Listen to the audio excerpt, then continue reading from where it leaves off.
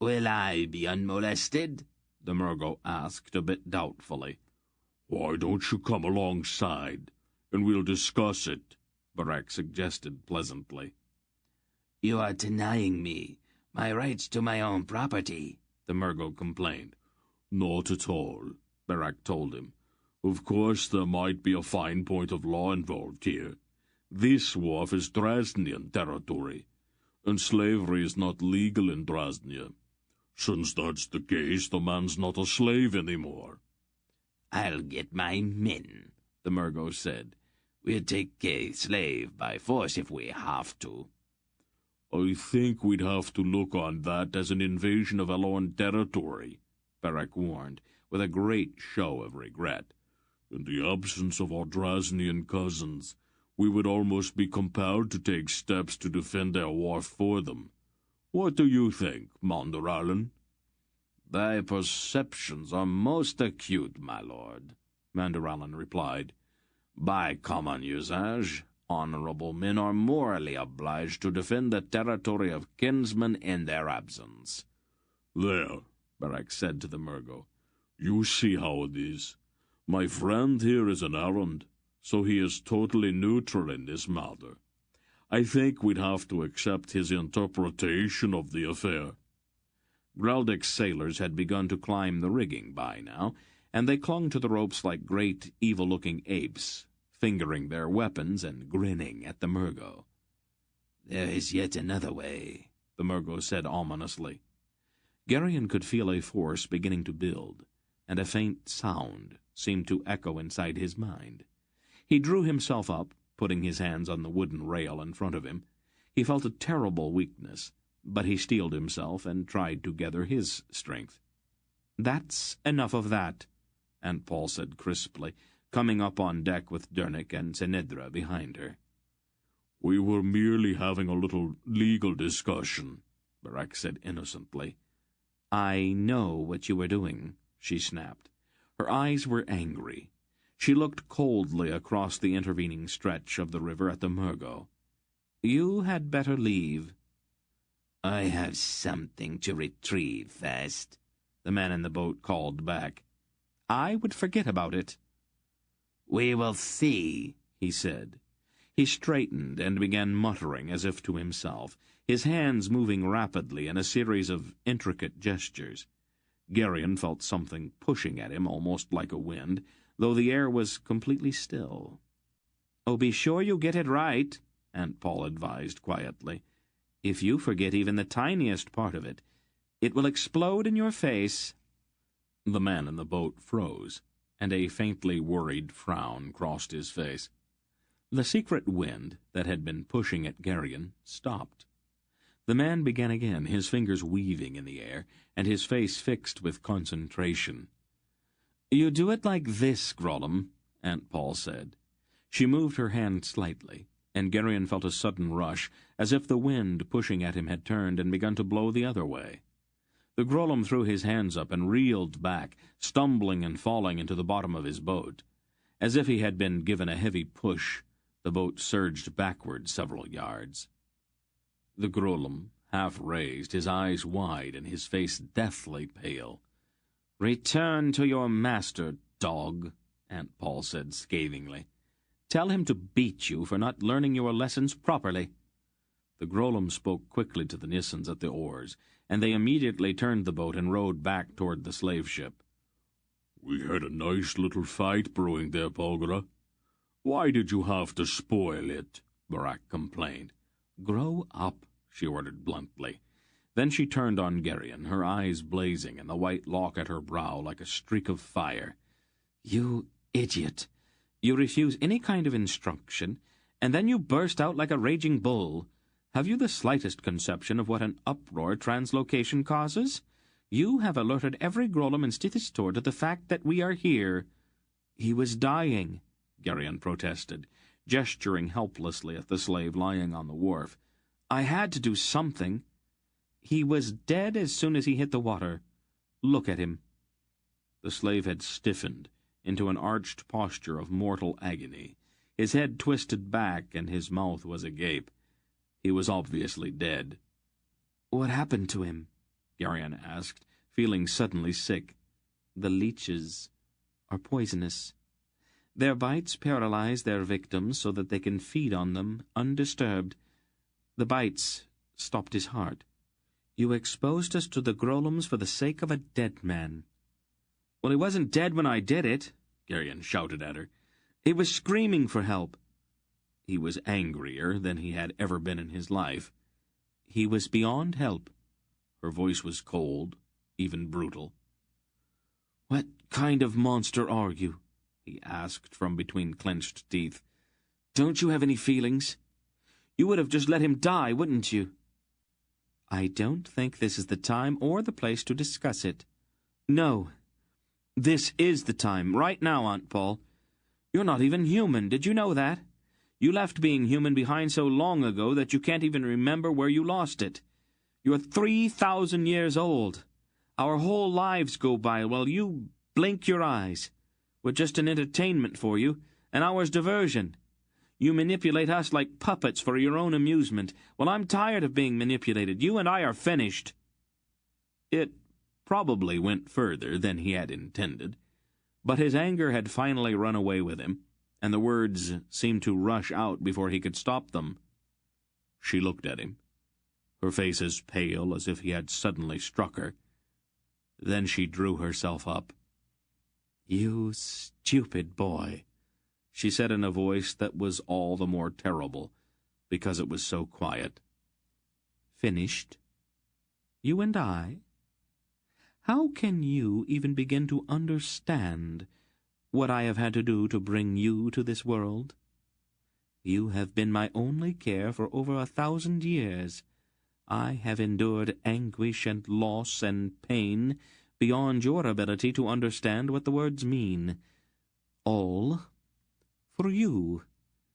I have lived in poverty and squalor for hundreds of years at a time, all for you.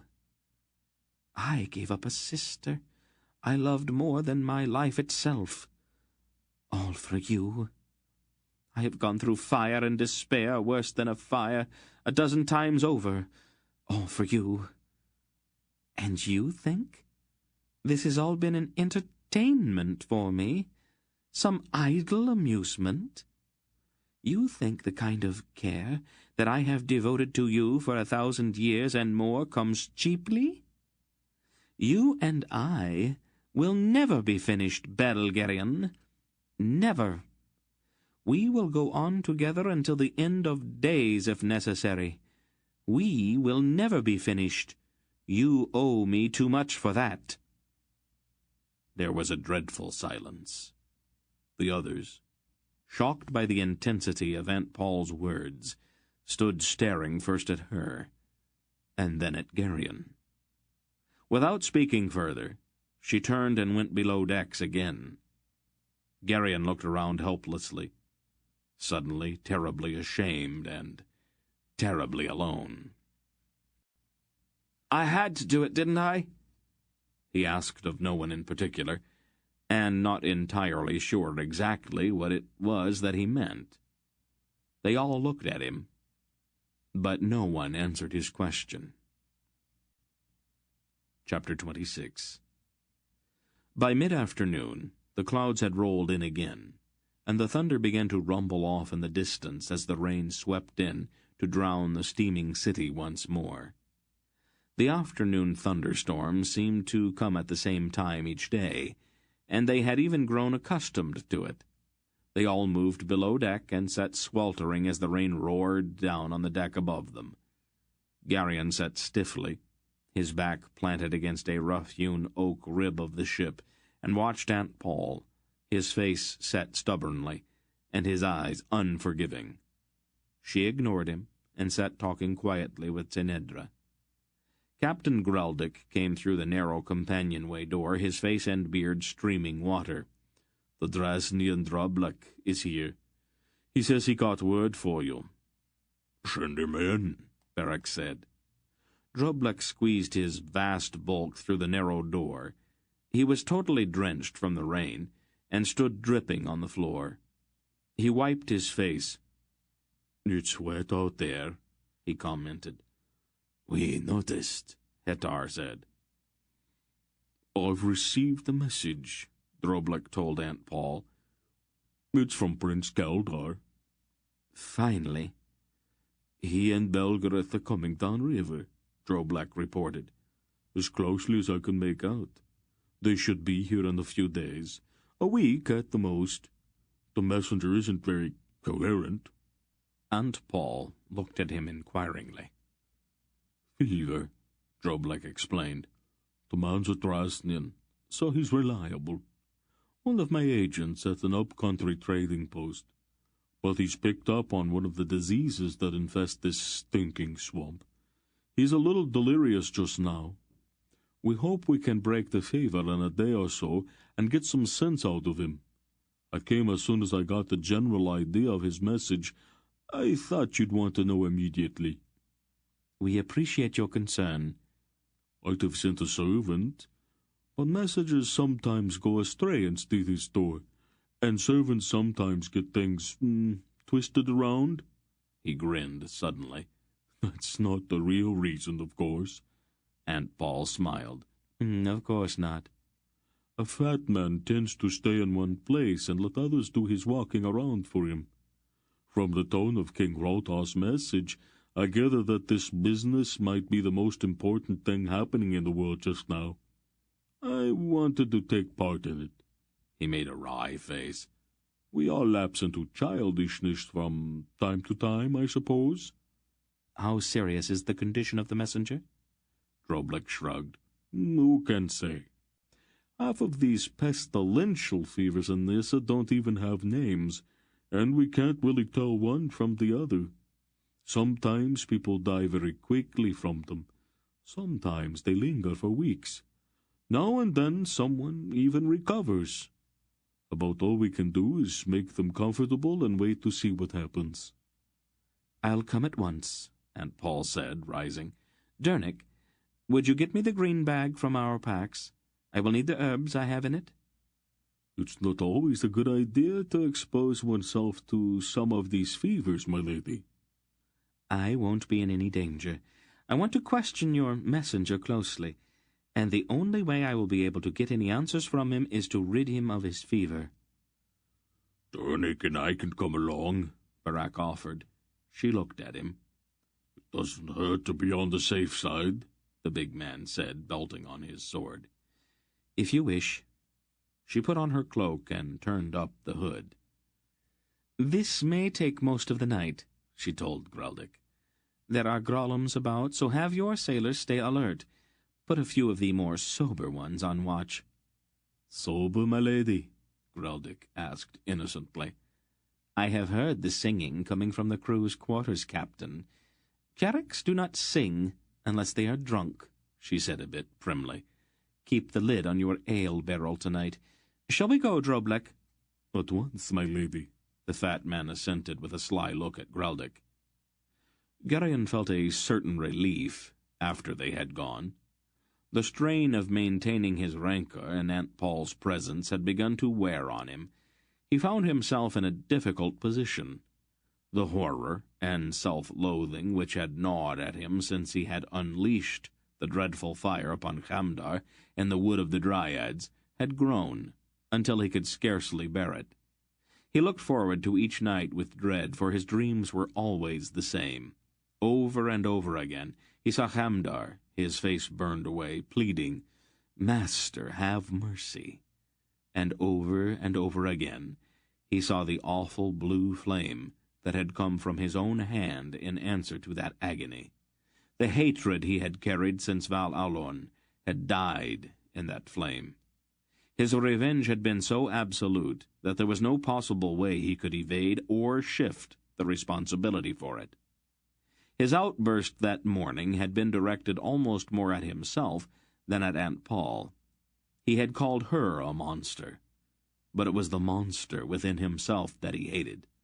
The dreadful catalogue of what she had suffered over uncounted years for him, and the passion with which she had spoken, evidence of the pain his words had caused her, twisted searingly in his mind. He was ashamed, so ashamed that he could not even bear to look into the faces of his friends. He sat alone and vacant-eyed, with Aunt Paul's words thundering over and over in his mind.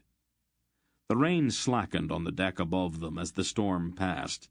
Swirling little eddies of raindrops ran across the muddy surface of the river in the fitful wind. The sky began to clear, and the sun sank into the roiling clouds, staining them an angry red. Garion went up on deck to wrestle alone with his troubled conscience. After a while he heard a light step behind him. "I suppose that you are proud of yourself?" Tinedra asked acidly. "Oh, leave me alone." "I do not think so. I think I want to tell you just exactly how we all felt about your little speech this morning." "I don't want to hear about it." "That's too bad. I'm going to tell you anyway." "I won't listen." "Oh, yes, you will." She took him by the arm and turned him around. Her eyes were blazing and her tiny face filled with a huge anger. "What you did was absolutely inexcusable. Your aunt raised you from a baby. She has been a mother to you." "My mother is dead." "The Lady Belgariad is the only mother you ever knew. And what did you give her for thanks? You called her a monster. You accused her of not caring." "I'm not listening to you," Garion said, knowing that it was childish, even infantile. He put his hands over his ears. The Princess Tinedra always seemed to bring out the worst in him. "Move your hands," she commanded in a ringing voice. "You are going to hear me, even if I have to scream." Garion, afraid that she meant it, took his hands away. "She carried you when you were a baby," Tinedra went on, seeming to know exactly where the sorest spot on Garion's wounded conscience lay. "She watched your every step, your first step. She fed you. She watched over you. She held you when you were afraid or hurt. Does that sound like a monster? She watches you all the time. Did you know that? If you even so much as stumble, she almost reaches out to catch you. I've seen her cover you when you were asleep. Does that sound like someone who does not care?" "You're talking about something you don't understand. Please, just leave me alone." "Please," she repeated mockingly. "What a strange time for you to remember your manners. I didn't hear you saying please this morning. I didn't hear a single please. I didn't hear any thank you either. Do you know what you are, Garion? You are a spoiled child, that's what you are." That did it. To have this pampered, willful little princess call him a spoiled child was more than Garion could bear.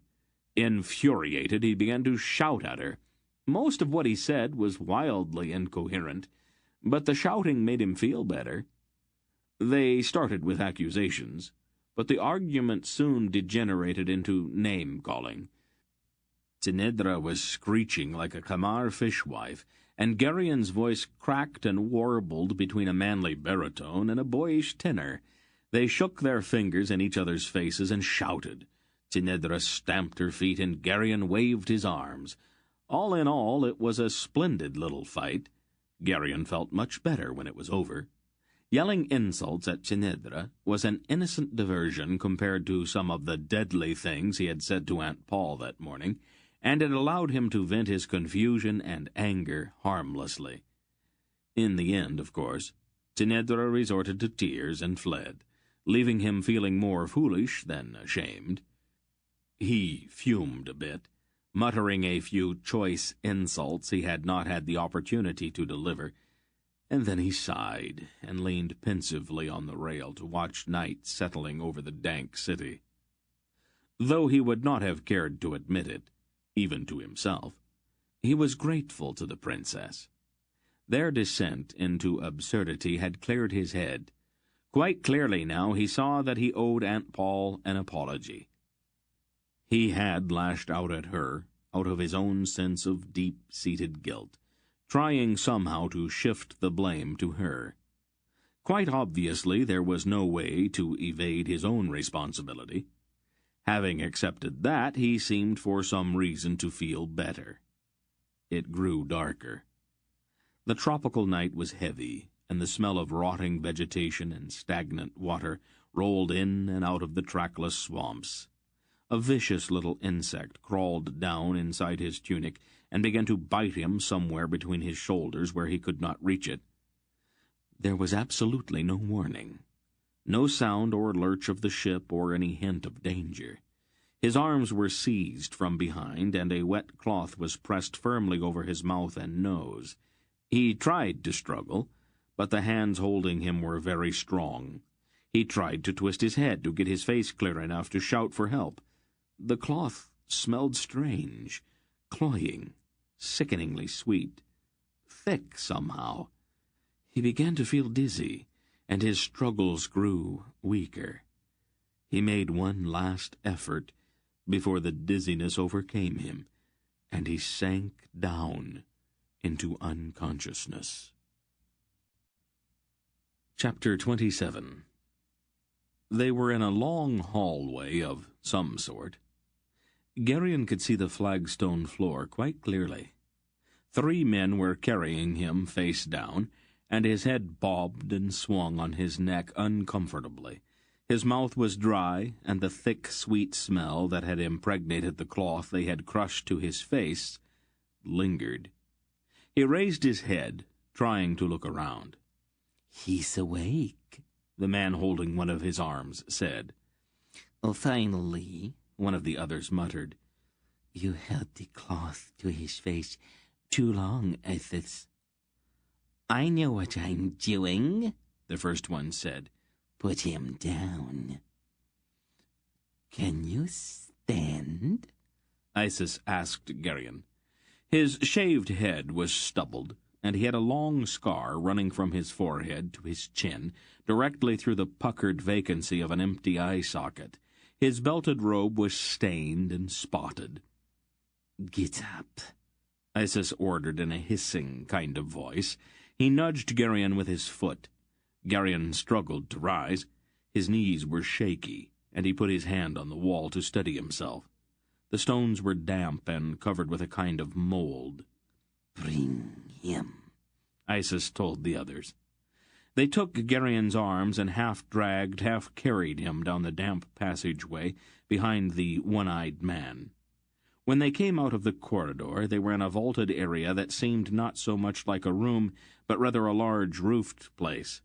Huge pillars, covered with carvings, supported the soaring ceiling, and small oil lamps hung on long chains from above, or sat on little stone shelves on the pillars. There was a confused sense of movement, as groups of men in varicolored robes drifted from place to place in a kind of languorous stupor. "You," Isis snapped at a plump young man with dreamy eyes. "Tell Tzadi, the chief eunuch, that we have the boy." "Tell him yourself," the young man said in a piping voice. "I don't take orders from your kind, Isis." Isis slapped the plump young man sharply across the face. "You hit me," the plump one wailed, putting his hand to his mouth. "You made my lip bleed, see?" He held out his hand to show the blood. "If you don't do what I tell you to do, I'll cut your fat throat," Isis told him in a flat voice. "I'm going to tell Sadie what you did." "Go ahead, and as long as you're there, tell him that we've got the boy the Queen wanted." The plump young man scurried away. "Eunuchs," one of the men holding Garion's arm spat. "They have their uses," the other said with a coarse laugh. "Bring the boy," Isis ordered. "Sadie does not like to be kept waiting." They pulled Garion across the lighted area. A group of wretched-looking men with unkempt hair and beards sat chained together on the floor. "Water," one of them croaked. "Please." He stretched out an imploring hand. Isis stopped to stare at the slave in amazement. "Why does this one still have its tongue?" he demanded of the guard who stood over the slaves. The guard shrugged. "We haven't had time to attend to that yet." "Take time," Isis told him. "If one of the priests hears it talk, he'll have you questioned. You wouldn't like that. I'm not afraid of the priests, the guard said, but he looked nervously over his shoulder. Be afraid, Isis advised him. And what are these animals? They're no good to anyone dead. He started to lead the men holding Garion through a shadowy area between two pillars, then stopped again. Get out of my way, he said to something lying in the shadows. Grudgingly, the thing began to move. With revulsion, Garion realized that it was a large snake. Get over there with the others, Isis told the snake. He pointed toward a dimly lighted corner where a large mass seemed to be undulating, moving with a kind of sluggish seething. Faintly, Garion could hear the dry hiss of scales rubbing together. The snake, which had barred their way, flicked a nervous tongue at Isis, then slithered toward the dim corner. Someday you're going to get bitten, Isis, one of the men warned. They don't like being ordered around. Isis shrugged indifferently and moved on. Zadie wants to talk to you, the plump young eunuch said spitefully to Isis as they approached a large polished door. I told him that you hit me. Maas is with him. Good, Isis said. He pushed the door open. Zadie, he called sharply. Tell your friend I'm coming in. I don't want him making any mistakes. He knows you, Isis, a voice on the other side of the door said. He won't do anything by mistake. Isis went in and closed the door behind him. This ends Disc 11. Please change to Disc 12. He knows you, Isis, a voice on the other side of the door said. He won't do anything by mistake. Isis went in and closed the door behind him. You can leave now, one of the men holding Garion told the young eunuch. The plump one sniffed. I go when Sadie tells me to go. And come running when Sadie whistles, too. That's between Sadie and me now, isn't it? Bring him in, Isis ordered, opening the door again. The two men pushed Garion into the room. We'll wait out here, one of them said nervously. Isis laughed harshly, pushed the door shut with his foot, and pulled Garion to the front of a table where a single oil lamp flickered with a tiny flame that barely held back the darkness. A thin man, with dead-looking eyes, sat at the table, lightly stroking his hairless head with the long fingers of one hand. "Can you speak, boy?" he asked Garion. His voice had a strange contralto quality to it, and his silk robe was a solid crimson, rather than varicolored. "Could I have a drink of water?" Garion asked. In a minute." "I'll take my money now, Zadie," Isis said. "As soon as we're sure this is the right boy." "Ask it what its name is," A hissing whisper said from the darkness behind Garion. "I will, Mas." Zadie looked faintly annoyed at the suggestion. "I have done this before." "You're taking too long," the whisper said. "Say your name, boy," Zadie told Garion. "Dorun," Garion lied quickly.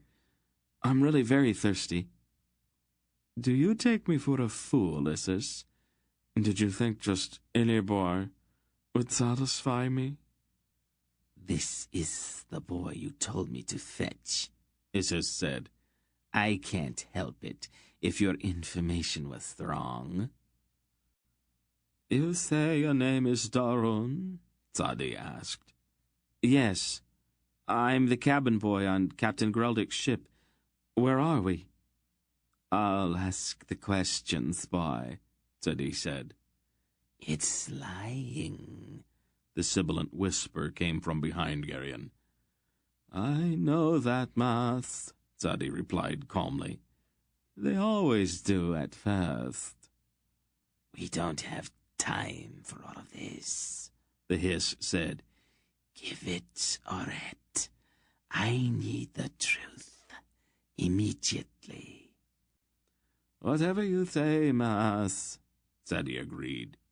He rose to his feet and disappeared momentarily into the shadows behind the table. Garion heard a clink, and then the sound of water pouring. Remember that this was your idea, Mas.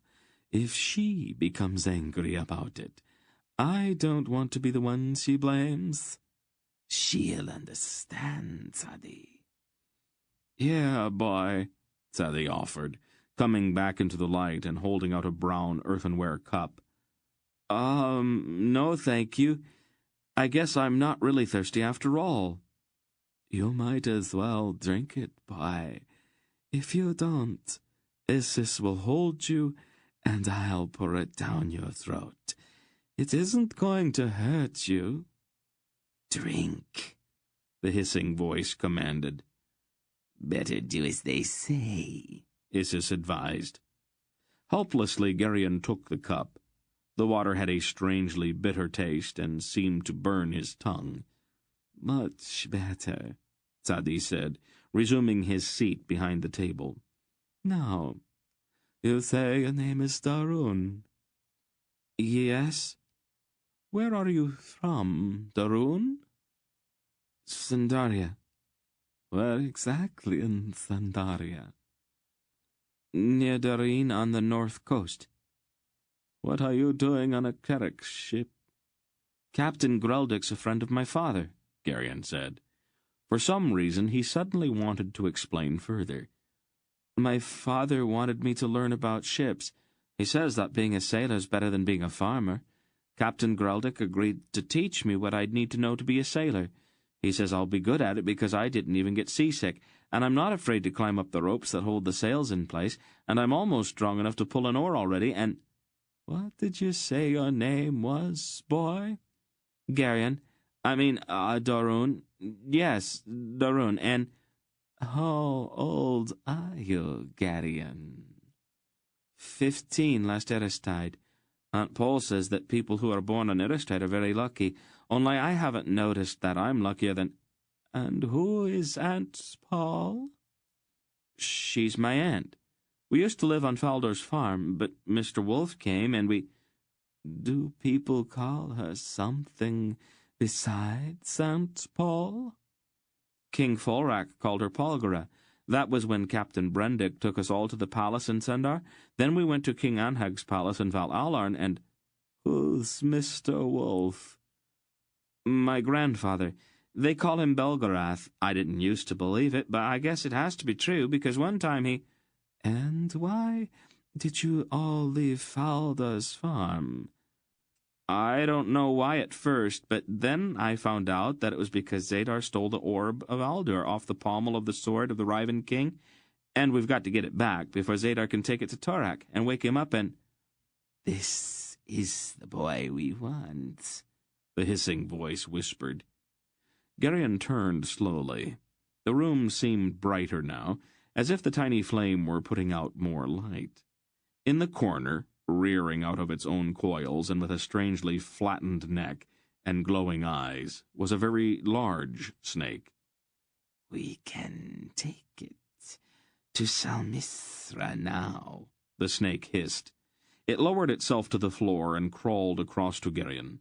He felt its cold, dry nose touch his leg, and then, though a hidden part of his mind shrieked, he stood unresisting, as the scaly body slowly mounted his leg and coiled upward until the snake's head reared beside his face, and its flickering tongue touched it. Be very good, boy, the snake hissed in his ear. Very, very good. The reptile was heavy, and its coils thick and cold. This way, boy, Sadie told Garion, rising to his feet. I want my money, Isis demanded. Oh, Sadie said almost contemptuously. That. It's in the pouch there, on the table. And then he turned and led Garion from the room. Garion, the dry voice that had always been in his mind spoke quietly to him. I want you to listen carefully. Don't say anything or let anything show on your face. Just listen to me." Who are you?" Garion asked silently, struggling with the fog in his brain. "You know me," the dry voice told him. "Now, listen. They have given you something that makes you do what they want you to do. Don't fight against it. Just relax. Don't fight it." "But I said things I shouldn't have. That doesn't matter now. Just do as I say. If anything happens, and it starts to get dangerous, don't fight. I'll take care of it. But I can't do it if you're struggling. You have to relax, so that I can do what has to be done. If you suddenly find yourself doing things or saying things you don't understand, don't be afraid and don't try to fight. It won't be them. It will be me."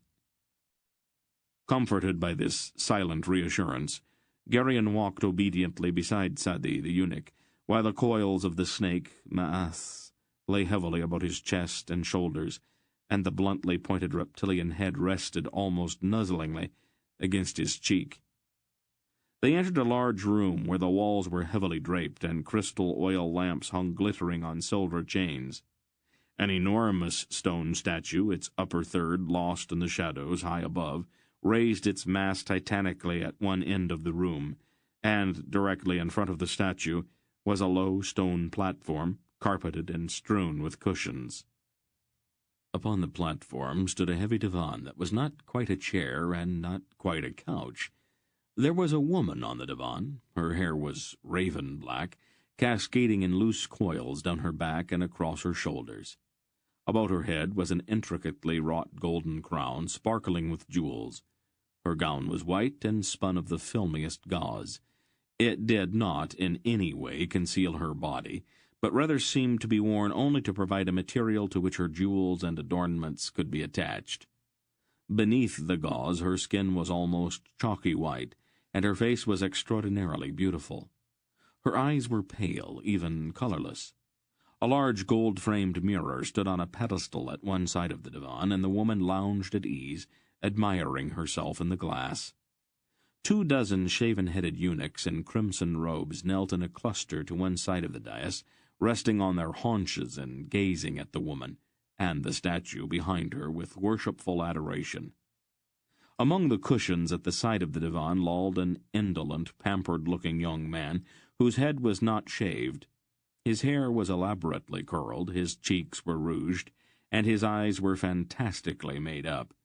He wore only the briefest of loincloths, and his expression was bored and sulky. The woman absently ran the fingers of one hand through his curls as she watched herself in the mirror. "The Queen has visitors," one of the kneeling eunuchs announced in a sing-song voice. "Ah," the others chanted in unison. "Visitors." "Hail, eternal Salmistra," Sadi the eunuch said, prostrating himself before the dais and the pale-eyed woman. "What is it, Sadi?" she demanded. Her voice was vibrant and had a strange, dark timbre. "The boy, my queen," Sadi announced, his face still pressed to the floor. "On your knees before the serpent queen," the snake hissed in Garion's ear. The coils tightened about Garion's body, and he fell to his knees in their sudden, crushing grip. "Come here, Ma'as," Salmisra said to the snake. "The queen summons the beloved serpent," the eunuch intoned. "Ah," said the others. The reptile uncoiled itself from about Garion's body and undulated up to the foot of the divan, reared half of its length above the reclining woman, and then lowered itself upon her body, its thick length curving, fitting itself to her. The blunt head reached up to her face, and she kissed it affectionately. The long forked tongue flickered over her face, and Ma'as began to whisper sibilantly in her ear. She lay in the embrace of the serpent, listening to its hissing voice, and looking at Garion with heavy-lidded eyes. Then, Pushing the reptile aside, the queen rose to her feet and stood over Garion. "Welcome to the land of the snake people, Belgariad," she said in her purring voice. The name, which he had heard only from Aunt Paul before, sent a strange shock through Garion, and he tried to shake the fog from his head. "Not yet," the dry voice in his mind warned him. Salmithra stepped down from the dais, her body moving with a sinuous grace beneath her transparent gown. She took one of Garion's arms and drew him gently to his feet. Then she touched his face lingeringly. Her hand seemed very cold.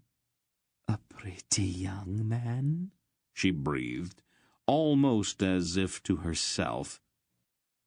"So young, so warm." Her look seemed somehow hungry. A strange confusion seemed to fill Garion's mind. The bitter drink Thadi had given him still lay on his consciousness like a blanket. Beneath it he felt at once afraid and yet strangely attracted to the queen. Her chalky skin and dead eyes were repellent, yet there was a kind of lush invitation about her, an overripe promise of unspeakable delights. Unconsciously, he took a step backward. "Don't be afraid, my Belgariad," she purred at him. "I won't hurt you.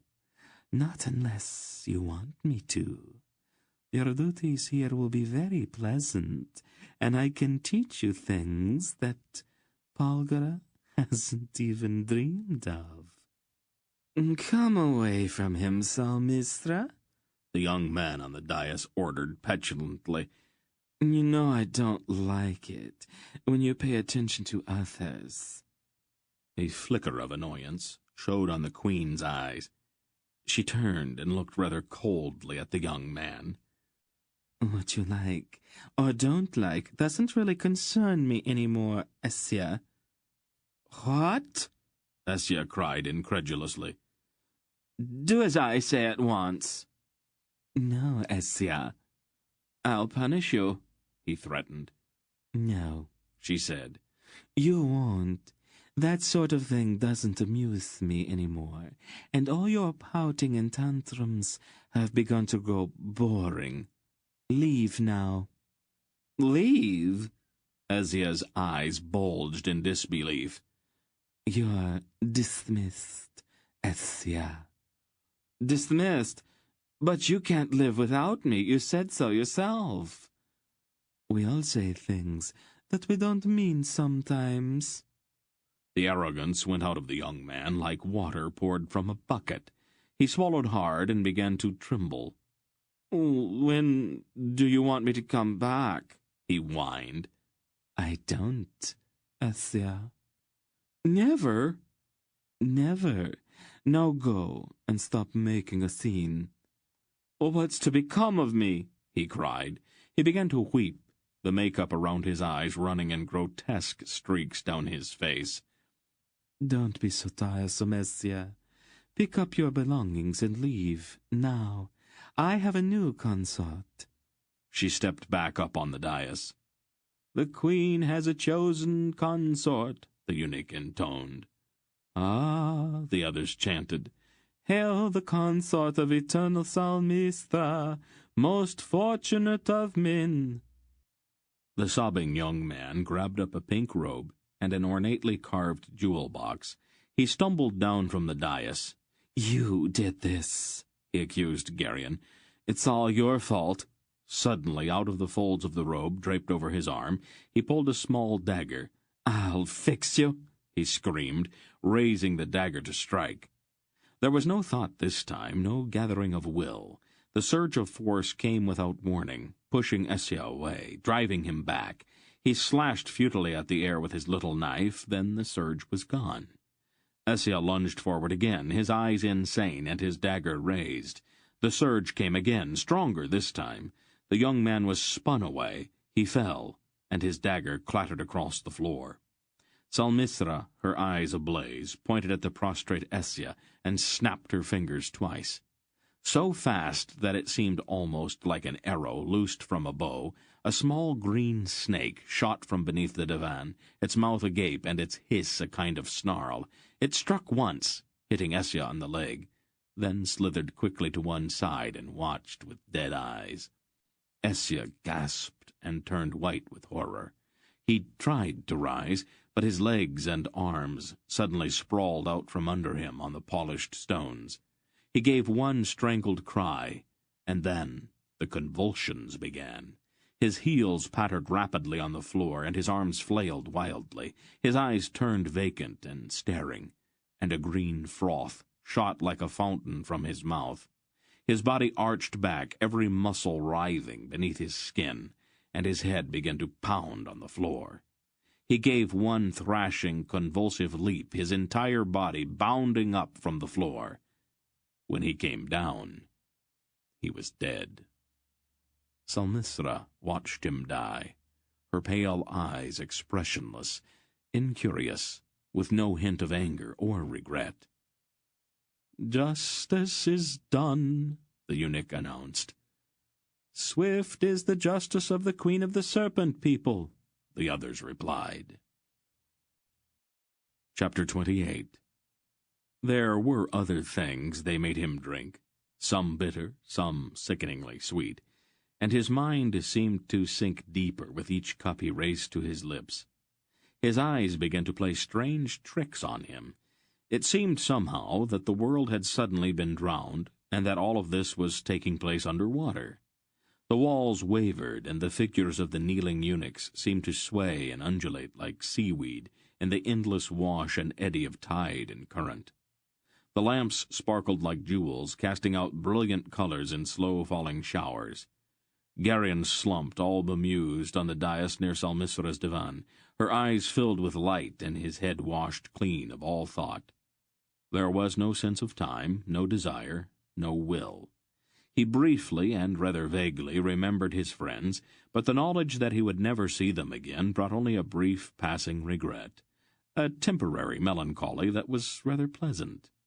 He even shed one crystal tear over his loss, but the tear landed on his wrist and sparkled with such an unearthly beauty that he lost himself utterly in contemplating it. "How did he do it?" the Queen's voice said somewhere behind him. Her voice was so beautifully musical that the sound of it pierced Garion's very soul. "It has power," Maas replied, his serpent voice thrilling Garion's nerves, vibrating them like the strings of a lute. "Its power is untried, undirected, but it is very strong. Beware of this one, beloved Salmithra. It can destroy quite by accident." "I will control him," she said. "Perhaps," the snake replied. "Sorcery requires will," Salmithra pointed out. "I will take his away from him. Your blood is cold, Maas, and you have never felt the fires that fill the veins with the taste of Oret or Atal or Caldis. Your passions are also cold, and you cannot know how much the body can be used to enslave the will. I'll put his mind to sleep and then smother his will with love." "Love, Salmithra?" the snake asked, sounding faintly amused. "The term serves us well as any other," she replied. "Call it appetite if you wish." "That I can understand," Maas agreed. "but don't underestimate this one, or overestimate your own power. It does not have an ordinary mind. There's something strange about it that I cannot quite penetrate." "We shall see," she said. "Sadi," she called the eunuch. "Yes, my queen." Take the boy. Have him bathed and perfumed. He smells of boats and tar and salt water. I do not like such alien smells. At once, eternal Salmistra. Garion was led away to a place where there was warm water. His clothes were taken from him, and he was immersed and soaped and immersed again. Fragrant oils were rubbed into his skin, and a brief loincloth was tied about his waist. Then he was taken quite firmly by the chin, and rouge was applied to his cheeks. It was during this process that he realized that the person painting his face was a woman. Slowly, almost incuriously, he let his eyes move around the bath chamber. He realized then that except for Tzadi, everyone there was female. It seemed that something about that should bother him, something having to do with appearing naked in the presence of women, but he could not exactly remember what it was. When the woman had finished painting his face, Tzadi, the eunuch, took his arm and led him again through the dim, endless corridors, back to the room where Salmistra half lay on her divan beneath the statue, admiring herself in the pedestaled mirror beside her. Much better, she said, looking Garion up and down with a certain appreciation. He's much more muscular than I thought. Bring him here. Tzadi led Garion to the side of the queen's divan, and gently pressed him down onto the cushions where Ethia had lounged. Salmistra reached out with a lingeringly slow hand and brushed her cold fingertips across his face and chest. Her pale eyes seemed to burn, and her lips parted slightly. Garion's eyes fixed themselves on her pale arm. There was no trace of hair on that white skin. Smooth, he said vaguely, struggling to focus on that peculiarity. Of course, my Belgarian, she murmured. Serpents are hairless, and I am the queen of the serpents. Slowly, puzzled, he raised his eyes to the lustrous black tresses tumbling down across one of her white shoulders. Only this, she said, touching the curls with a sensuous kind of vanity. How?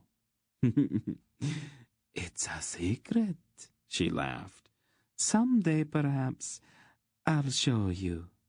Would you like that? I suppose so. Tell me, Belgarian, do you think I'm beautiful? I think so. How old would you say I am? She spread her arms so that he could see her body through the filmy gauze of her gown. I don't know. Older than I am, but not too old. A brief flicker of annoyance crossed her face. Guess, she ordered somewhat harshly. 30, perhaps, he decided, confused. 30? Her voice was stricken. Swiftly she turned to her mirror and examined her face minutely. You're blind, you idiot, she snapped, still staring at herself in the glass. That's not the face of a woman of 30. 23, 25 at the most. Whatever you say, he agreed. 23, she stated firmly. Not a single day over 23. Of course, he said mildly. Would you believe that I am nearly 60? She demanded, her eyes suddenly flint hard. No, Garion denied. I couldn't believe that. Not 60. What a charming boy you are, Belgarian. She breathed at him, her glance melting. Her fingers returned to his face, touching, stroking, caressing. Slowly, beneath the pale skin of her naked shoulder and throat, curious patches of color began to appear, a faint mottling of green and purple that seemed to shift and pulsate, growing first quite visible and then fading. Her lips parted again, and her breathing grew faster. The mottling spread down her torso beneath her transparent gown, the colors seeming to writhe beneath her skin. Ma'as crept nearer, his dead eyes suddenly coming awake with a strange adoration. The vivid pattern of his own scaly skin so nearly matched the colors that began to emerge upon the body of the Serpent Queen that when he draped a caressing coil across one of her shoulders, it became impossible to say exactly where lay the boundary between the snake and the woman. Had Garion not been in a half-stupor, he would have recoiled from the queen. Her colorless eyes and mottled skin seemed reptilian, and her openly lustful expression spoke of some dreadful hunger. Yet there was a curious attraction about her. Helplessly he felt drawn by her blatant sensuality. "Come closer, my Belgarian," she ordered softly. "I'm not going to hurt you." Her eyes gloated over her possession of him. Not far from the dais, Tzadi, the eunuch, cleared his throat. "Divine Queen, the emissary of Tauragas requests a word with you." "Of Tuchik, you mean?" Talmisra said, looking faintly annoyed. Then a thought seemed to cross her mind, and she smiled maliciously. The mottling of her skin faded. "Bring the Grolem in," she instructed to Tzadi. Tzadi bowed and withdrew to return a moment later with a scar-faced man in the garb of a Murgo. "Give welcome to the emissary of Tar-Urgas," the eunuch chanted. "Welcome," the chorus replied. "Carefully now," the dry voice in his mind said to Garion. "That's the one we saw at the harbor." Garion looked more carefully at the Murgo and realized that it was true.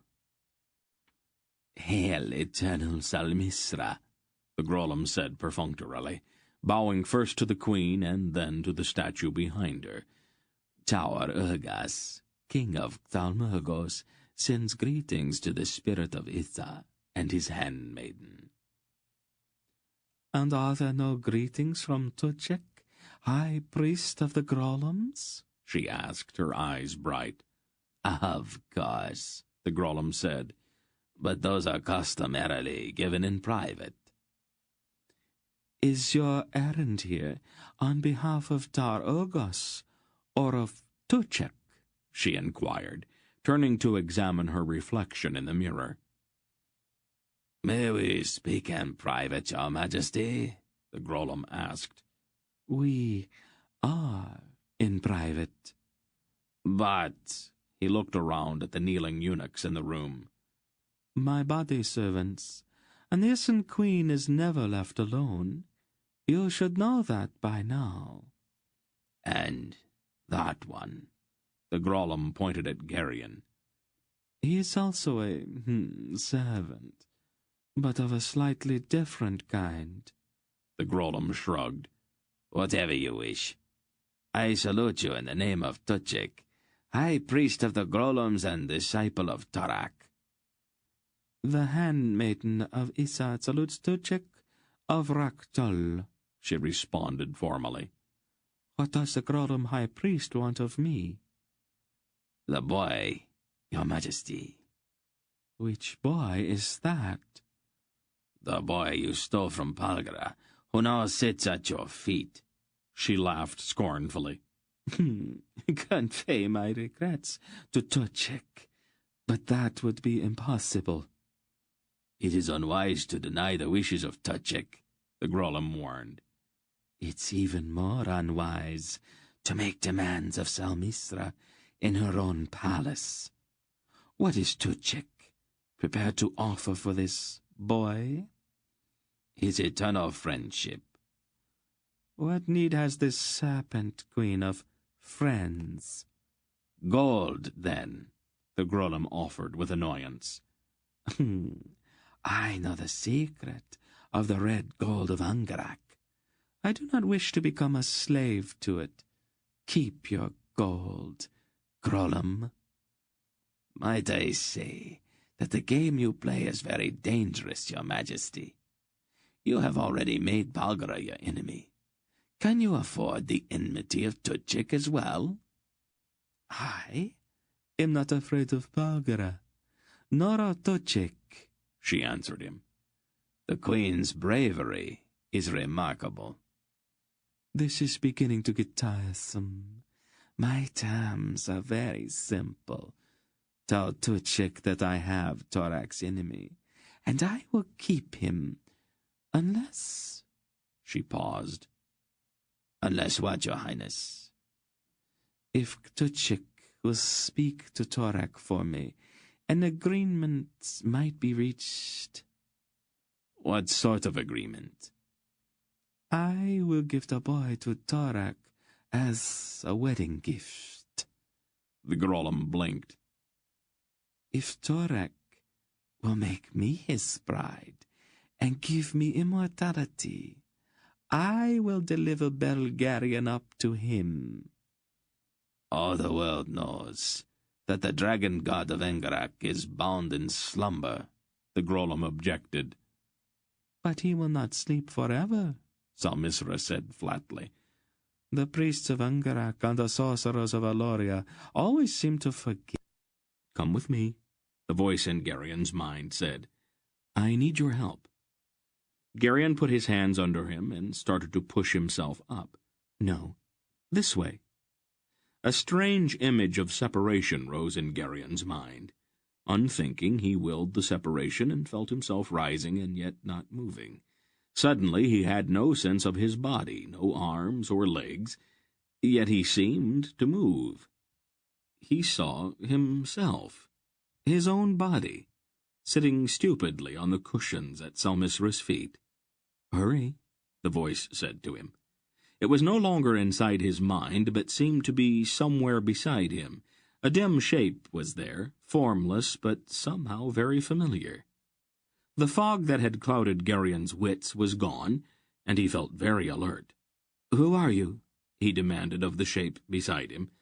"There isn't time to explain. Quickly, we have to lead them back before Salmisra has time to do anything." "Lead who?" "Polgara and Beric." "Aunt Paul? Where is she?" "Come," the voice said urgently. Together, Garion and the strange presence at his side seemed to waft toward the closed door. They passed through it as if it were no more than insubstantial mist, and emerged in the corridor outside. Then they were flying, soaring down the corridor with no sense of air rushing past or even of movement. A moment later they came out into that vast open hall where Essus had first brought Garion when they entered the palace. There they stopped, hovering in the air. Aunt Paul, her splendid eyes ablaze and a fiery nimbus about her, strode through the hall. Beside her hulked the great shaggy bear Garion had seen before. Barac's face seemed vaguely within that bestial head, but there was no humanity in it. The beast's eyes were afire with raging madness, and its mouth gaped horribly. Desperate guards tried to push the bear back with long pikes, but the beast swiped the pikes away and fell upon the guards. Its vast embrace crushed them, and its flailing claws ripped them open. The trail behind Aunt Paul and the bear was littered with maimed bodies and quivering chunks of flesh. The snakes which had lain in the corners were seething across the floor, but as they came into contact with the flaming light which surrounded Aunt Paul, they died, even as Ma'as had died. Methodically, Aunt Paul was blasting down doors with word and gesture. A thick wall barred her way, and she brushed it into rubble, as if it had been made of cobwebs. Barac raged through the dim hall, roaring insanely, destroying everything in his path. A shrieking eunuch tried desperately to climb one of the pillars. The great beast reared up and hooked his claws into the man's back and pulled him down. The shrieks ended abruptly in a spurt of brains and blood when the massive jaws closed with a sickening crunch on the eunuch's head. "Polgara!" the presence beside Garion shouted soundlessly. "This way!" Aunt Paul turned quickly. "Follow us," the presence said. "Hurry!" Then Garion and that other part of himself were flying back down the corridor toward Salmisra and the semi-conscious body they had recently vacated. Behind them came Aunt Paul and the ravening Barak. Garion and his strange companion passed again through the heavy closed door. Salmisra, her naked body mottled now with rage rather than lust beneath her transparent gown, stood over the vacant-eyed form on the cushions. "Answer me," she was shouting. "Answer me." "When we get back," the shapeless presence said, "let me handle things. We have to buy some time." And then they were back. Garion felt his body shudder briefly, and he was looking out through his own eyes again. The fog, which had benumbed him before, came rushing back. "What?" his lips said, though he had not consciously formed the word. "I said, this is your doing." "Is what my doing?" The voice coming from his lips sounded like his, but there was a subtle difference. "All of it. The darkness, the attack on my palace." "I don't think so. How could I? I'm only a boy." "Don't lie to me, Belgariad. I know who you are. I know what you are. It has to be you. Belgarath himself could not blot out the sun. I warn you, Belgarion. What you have drunk today is death. Even now the poison in your veins is killing you." "Why did you do that to me?" "To keep you. You must have more, or you will die. You must drink what only I can give you, and you must drink every day of your life. You are mine, Belgariad, mine." Despairing shrieks came from just outside the door. The Serpent Queen looked up, startled, then she turned to the huge statue behind her, bowed down in a strange ceremonial way, and began to weave her hands through the air in a series of intricate gestures. She started to pronounce an involved formula in a language Garion had never heard before, a language filled with guttural hissings and strange cadences. The heavy door exploded inward, blasted into splinters, and Aunt Paul stood in the shattered doorway, her white lock ablaze, and her eyes dreadful. The great bear at her side roared, his teeth dripping blood, and with tatters of flesh still hanging from his claws. "I have warned you, Salmisra," Aunt Paul spoke in a deadly voice. "Stop where you are, Belgara," the Queen ordered. She did not turn around, and her fingers continued their sinuous weaving in the air. "The boy is dying. Nothing can save him if you attack me." Aunt Paul stopped. "What have you done?" "Look at him," Salmisra said. "He has drunk Athal and Galdis. Even now there are fires in his veins. He will need more very soon." Her hands still moved in the air, and her face was fixed in extreme concentration. Her lips began moving again in that guttural hissing. "Is it true?" Aunt Paul's voice echoed in Garion's mind.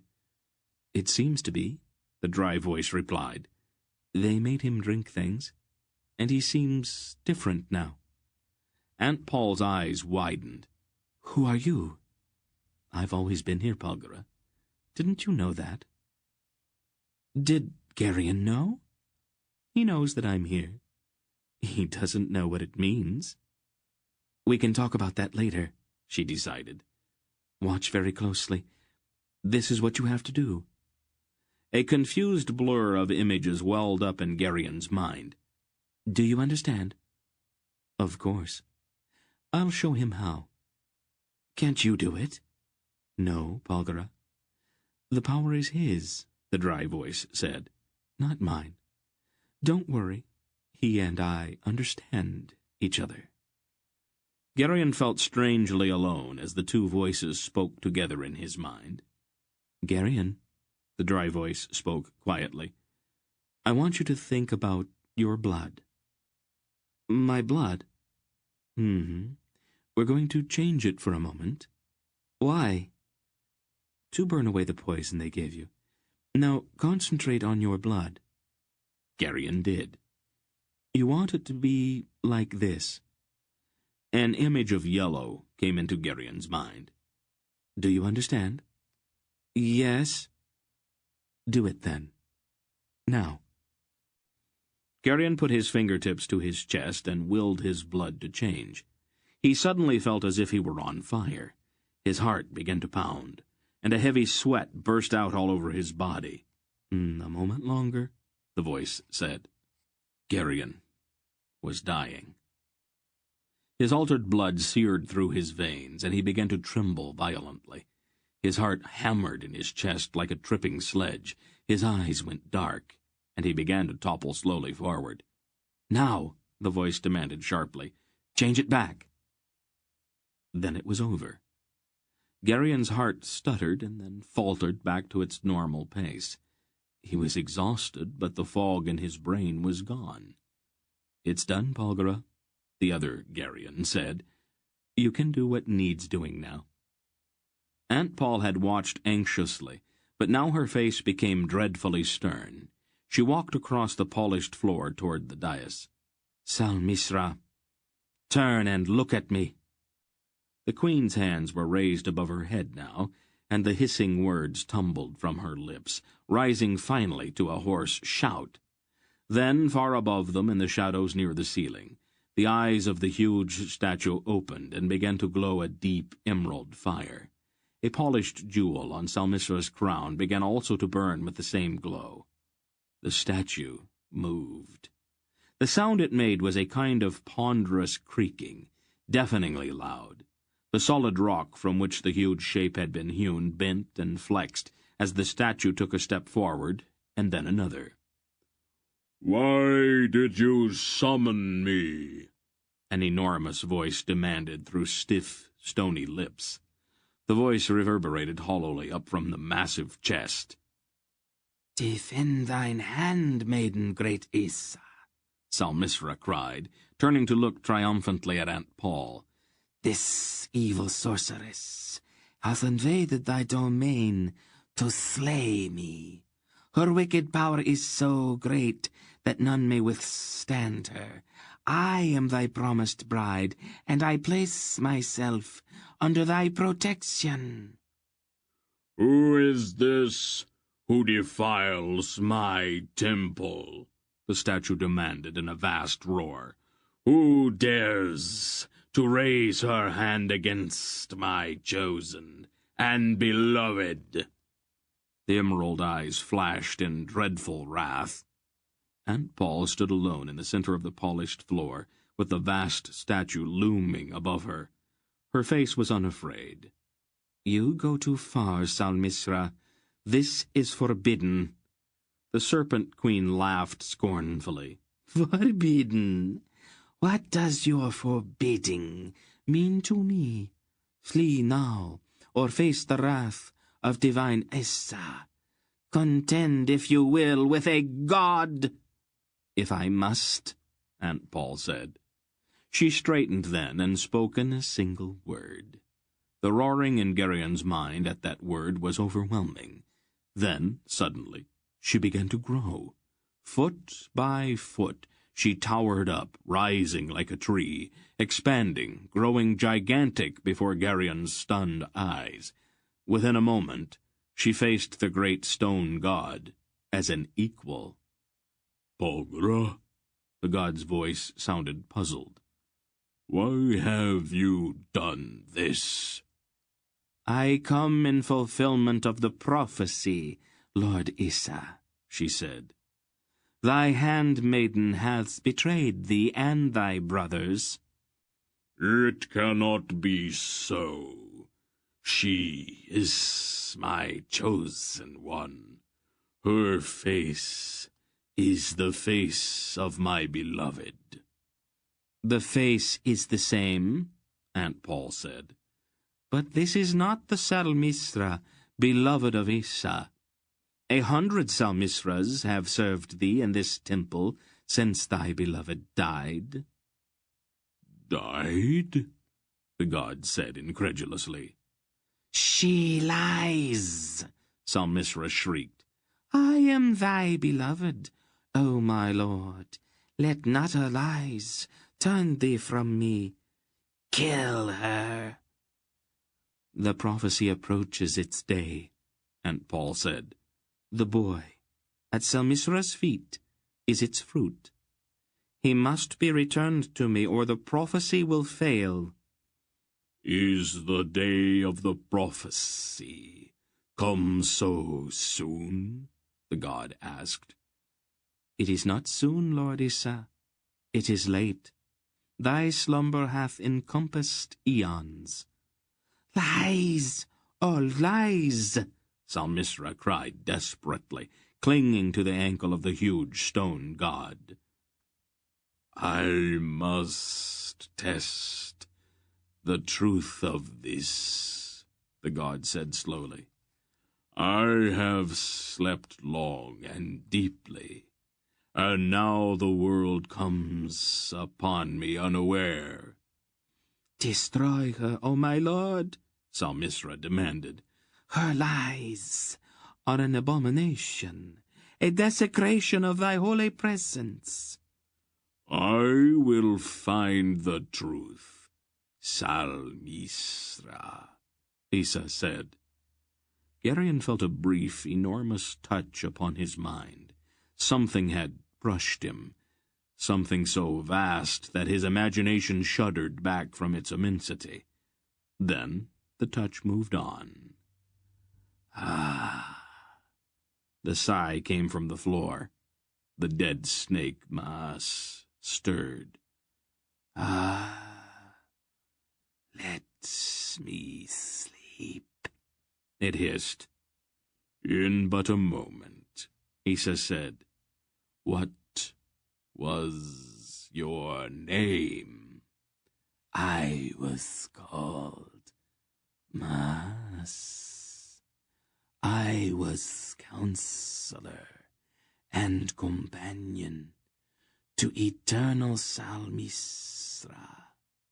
Send me back, Lord. I cannot bear to live again. Is this my beloved Salmisra? Her successor, Maas sighed. Thy beloved priestess died thousands of years ago.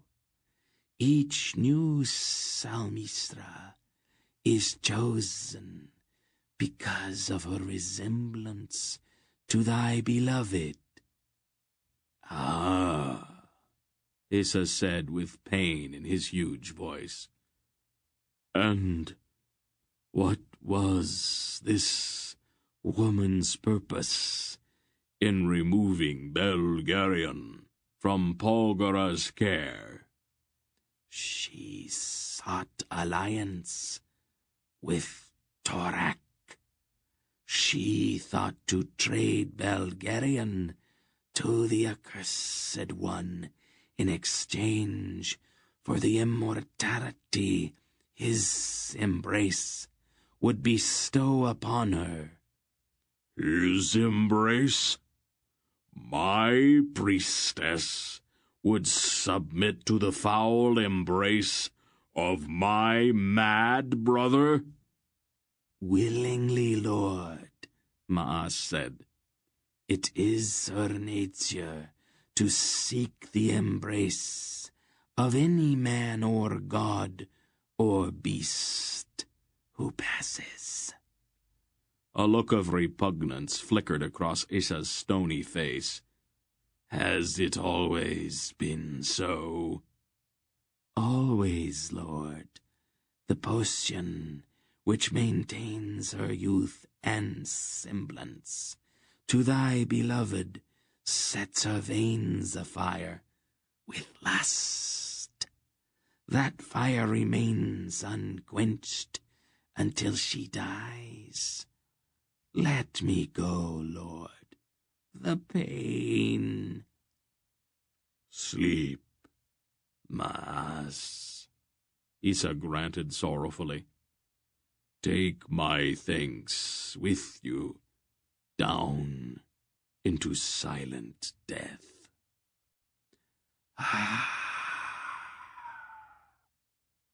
Mas sighed and sank down again. I, too, will return to slumber. I must not remain, lest my presence rouse Torak to that war which would unmake the world. The great statue stepped back to the spot where it had stood for thousands of years. The deafening creak and groan of flexing rock again filled the huge chamber.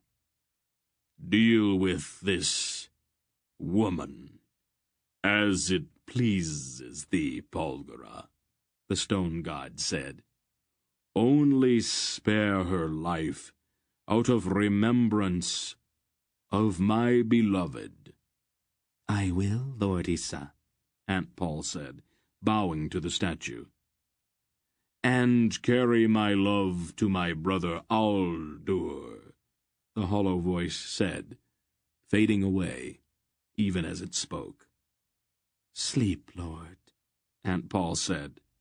May thy slumber wash away thy grief. No, Salmisra wailed, but the green fire had already died in the statue's eyes, and the jewel on her crown flickered, then went dark. It is time, Salmisra, Aunt Paul, vast and terrible, announced. Don't kill me, Belgariad, the queen begged, falling to her knees. Please, don't kill me. I am not going to kill you, Salmisra, Aunt Paul told her. I promised Lord Issa that I would spare your life. I didn't make any such promise, Barak said from the doorway. Garion looked sharply at his huge friend, dwarfed now by Aunt Paul's immensity. The bear was gone, and in its place the big Carrack stood, sword in hand. No, Barak, I'm going to solve the problem of Salmisra once and for all. Aunt Paul turned back to the groveling queen. You will live, Salmisra. You will live for a very long time. Eternally, perhaps. An impossible hope dawned in Salmisra's eyes. Slowly she rose to her feet and looked up at the huge figure rising above her. Eternally, Belgariad? But I must change you, Aunt Paul answered. The poison you have drunk to keep you young and beautiful is slowly killing you. Even now its traces are beginning to show on your face. The queen's hands flew to her cheeks, and she turned quickly to look into her mirror. You are decaying, Salmisra. Soon you will be ugly and old. The lust which fills you will burn itself out, and you will die. Your blood is too warm. That's the whole problem. But how?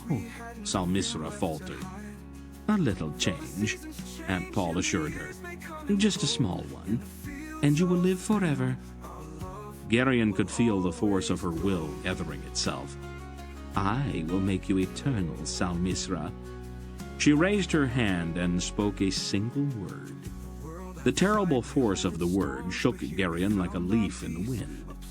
At first, nothing seemed to happen. Salmisra stood fixed with her pale nakedness gleaming through her gown. Then, the strange mottling grew more pronounced, and her thighs pressed tightly together. Her face began to shift, to grow more pointed. Her lips disappeared as her mouth spread, and its corners slid up into a fixed reptilian grin. Garion watched in horror, unable to take his eyes off of the queen. Her gown slid away as her shoulders disappeared, and her arms adhered to her sides. Her body began to elongate, and her legs, grown completely together now, began to loop into coils.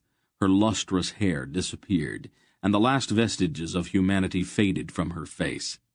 Her golden crown, however, remained firmly upon her head. Her tongue flickered as she sank down into the mass of her loops and coils. The hood upon her neck spread as she looked with flat, dead eyes at Aunt Paul, who had somehow, during the Queen's transformation, resumed her normal size. "Ascend your throne, Salmisra," Aunt Paul said. The Queen's head remained immobile, but her coils looped and mounted the cushioned divan, and the sounds of coil against coil was a dry, dusty rasp. Aunt Paul turned to Sadi, the eunuch. "Behold, the handmaiden of Issa, the queen of the snake people, whose dominion shall endure until the end of days, for she is immortal now, and will reign in Nyassa forever." Sadi's face was ghastly pale, and his eyes bulged wildly. He swallowed hard and nodded. "I'll leave you with your queen, then. I'd prefer to go peacefully, but one way or another, the boy and I are leaving." "I'll send word ahead," Sadi agreed quickly. "No one will try to bar your way?" "Wise decision," Barak said dryly. "All hail the serpent queen of Nyassa," one of the crimson-robed eunuchs pronounced in a shaking voice, sinking to his knees before the dais. "Praise her," the others responded ritualistically, also kneeling. "Her glory is revealed to us. Worship her. Her glory is revealed to us. Worship her." Garion glanced back once as he followed Aunt Paul toward the shattered door. Salmisra lay upon her throne, with her mottled coils redundantly piled, and her hooded head turned toward the mirror. The golden crown sat atop her head, and her flat, serpent eyes regarded her reflection in the glass. There was no expression on her reptile face, so it was impossible to know what she was thinking. Chapter 30. The corridors and vaulted halls of the palace were empty, as Aunt Paul led them from the throne room where the eunuchs knelt, chanting their praises to the Serpent Queen. Sword in hand, Barak stalked grimly through the awful carnage that marked the trail he had left when he had entered. The big man's face was pale, and he frequently averted his eyes from some of the more savagely mutilated corpses that littered their way. When they emerged, they found the streets of Stithistor darker than night, and filled with hysterical crowds wailing in terror. Barak, with a torch he had taken from the palace wall in one hand, and his huge sword in the other, led them into the street. Even in their panic, the Nyssans made way for him. "What is this, Bagara?" he growled over his shoulder, waving the torch slightly, as if to brush the darkness away. "Is it some kind of sorcery?" "No, it is not sorcery." Tiny flecks of gray were falling through the torchlight. "Snow?" Barak asked incredulously. "No. Ashes." "What is burning?" "A mountain. Let's go back to the ship as quickly as we can. There is more danger from this crowd than from any of this." She threw her light cloak about Garion's shoulders and pointed down a street where a few torches bobbed here and there. "Let's go that way." The ash began to fall more heavily. It was almost like dirty gray flour, sifting down through the sodden air, and there was a dreadful sulphurous stink to it. By the time they reached the wharves, the absolute darkness had begun to pale. The ash continued to drift down, seeping into the cracks between the cobblestones, and gathering in little windrows along the edges of the buildings. Though it was growing lighter, the falling ash, like fog, blotted out everything more than 10 feet away. The wharves were in total chaos. Crowds of Nyssans, shrieking and wailing, were trying to climb into boats to flee from the choking ash that sifted with deadly silence down through the damp air. Mad with terror, Many even leaped into the deadly water of the river. "We're not going to be able to get through that mob, Belgara. Stay here a moment." He sheathed his sword, jumped up and caught the edge of a low roof. He pulled himself up and stood outlined dimly above them. "Oh, Greldick!" he roared in a huge voice that carried even over the noise of the crowd. "Barak?" Greldick's voice came back. "Where are you?" "At the foot of the pier," Barak shouted. "We can't get through the crowd." "Stay there," Greldick yelled back. "We'll come and get you." After a few moments there was the tramp of heavy feet on the wharf, and the occasional sound of blows. A few cries of pain mingled with the sounds of panic from the crowd. Then Greldick, Mandorallen, and a half-dozen burly sailors armed with clubs strode out of the ashfall, clearing a path with brutal efficiency. "Did you get lost?" Greldick yelled up to Barak. Barak jumped down from the roof. "We had to stop by the palace," he answered shortly. "We were growing concerned for thy safety, my lady," Mandorallen told Aunt Paul, pushing a gibbering Nyasin out of his way. "Your Dernek returned some hours ago." "We were delayed. Captain, can you get us on board your ship?" Greldick gave her an evil grin. "Let's go, then. As soon as we get on board, it might be a good idea to anchor out in the river a little way. This ash will settle after a while, but these people are going to be hysterical until it's done. Has there been any word from Silk or my father yet?" "Nothing, my lady," Greldick said. "What is he doing?" she demanded irritably of no one in particular. Mandorallen drew his broadsword and marched directly into the face of the crowd, neither slowing nor altering his course. The Nysans melted out of his path. The crowd, pressing at the edge of the wharf beside Greldick's ship, was even thicker, and Dernek, Hettar, and the rest of the sailors lined the rail with long boat-hooks, pushing the terror-stricken people away. "Run out the plank!" Greldick shouted as they reached the edge of the wharf. "Noble captain," a bald Nyasan blubbered, clinging to Greldick's fur vest, "I'll give you 100 gold pieces if you let me aboard your ship." Disgusted, Greldick pushed him away. 1,000 gold pieces, the Nyasan promised, clutching Greldick's arm and waving a purse. "Get this baboon off of me," Greldick ordered. One of the sailors rather casually clubbed the Nyasan into insensibility, then bent and yanked the purse from his grip. He opened the purse and poured the coins out into one hand. 3 pieces of silver," he said with disgust. "Oh, the rest is copper." He turned back and kicked the unconscious man in the stomach. They crossed to the ship, one by one, while Barak and Mandorallen held the crowd back with the threat of massive violence. "Cut the hawsers," Greldick shouted to his men when they were all aboard. The sailors chopped the thick hawsers loose to a great cry of dismay from the Nysans crowding the edge of the wharf. The sluggish current pulled the ship slowly away, and wails and despairing moans followed them as they drifted. "Garion," Aunt Paul said, "why don't you go below and put on some decent clothes, and wash that disgusting rouge off your face? Then come back up here. I want to talk to you." Garion had forgotten how scantily he was dressed, and he flushed slightly, and went quickly below decks. It had grown noticeably lighter when he came back up, dressed again in tunic and hose, but the grey ash still sifted down through the motionless air, making the world around them hazy and coating everything with a heavy layer of fine grit. They had drifted some distance out into the river, and Greldick's sailors had dropped the anchor. The ship swung slowly in the sluggish current. "Over here, Garion," Aunt Paul called. She was standing near the prow, looking out into the dusty haze. Garion went to her a little hesitantly, the memory of what had happened at the palace still strong in his mind. "Sit down, dear. There's something I have to talk to you about." "Yes, ma'am," he said, sitting on the bench. "Garion," she turned to look at him, "did anything happen while you were in Salmisra's palace?" "What do you mean?"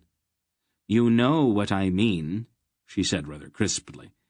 "You are not going to embarrass us both by making me ask certain questions, are you?"